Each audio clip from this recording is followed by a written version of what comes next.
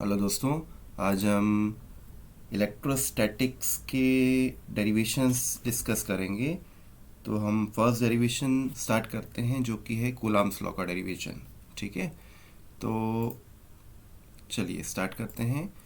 तो Coulomb's law क्या है? अगर दो चार्जेस हैं, ठीक है, कूलम्ब्स लॉ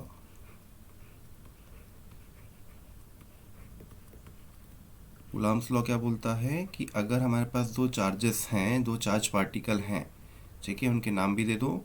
एक चार्ज पार्टिकल को बोल दो Q1 और एक और चार्ज पार्टिकल को बोल दो Q2। तो इनके बीच जो फोर्स लगता है उसका डेफिनेशन कौन देता है? Coulomb law. ठीक है, इनके बीच का डिस्टेंस r है और डिस्टेंस हमेशा सेंटर से मेजर करते हैं। तो ये चार्ज Q1 है तो इसका सेंटर, और ये चार्ज Q2 है तो इसका सेंटर, और इन दोनों के सेंटर के बीच जो डिस्टेंस है वो है r। ठीक है, तो इनके बीच जो फोर्स लग रहा है उसका वैल्यू हम निकालते हैं अकॉर्डिंग टू कूलम्ब्स लॉ। तो ये क्या बोलता है कि number one, the force between the force between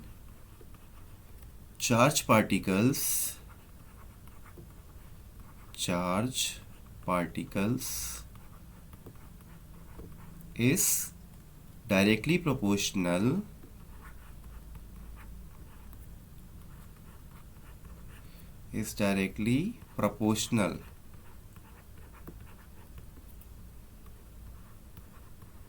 to the product of the charges.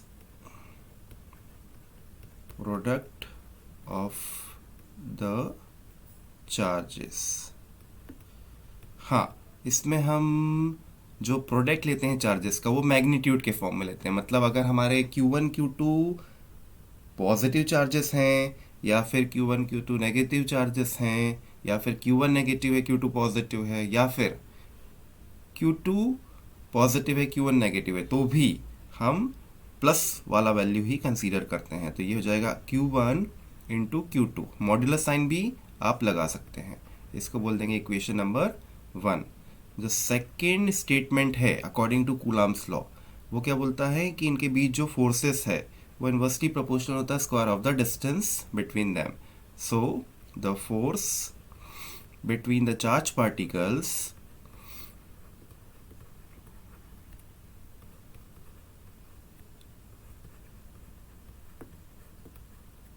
particles is inversely proportional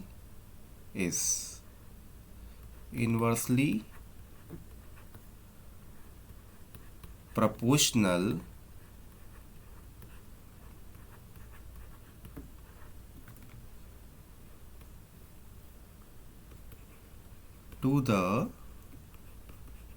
square of the distance between them। Square of the distance between them।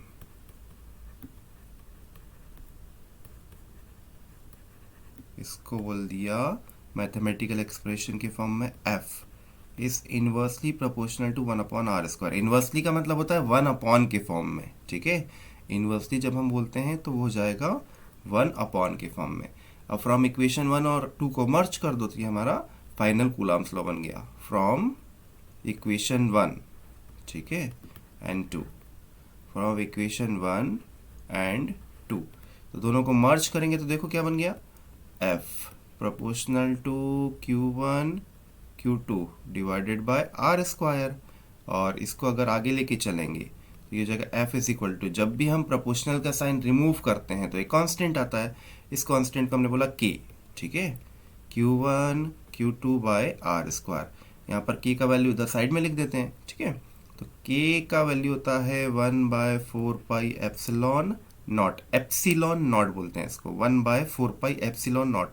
और इस पूरे का वैल्यू होता है 9 × 10⁹। ठीक है, अच्छा ये एप्सिलॉन नॉट का अलग से भी वैल्यू कभी कभी पूछ लेते हैं, तो ये होता है 8.854 इंटू 10⁻⁻12। ठीक है, तो ये आपका कूलम्ब्स लॉ कंप्लीट हुआ। चलिए, थैंक यू।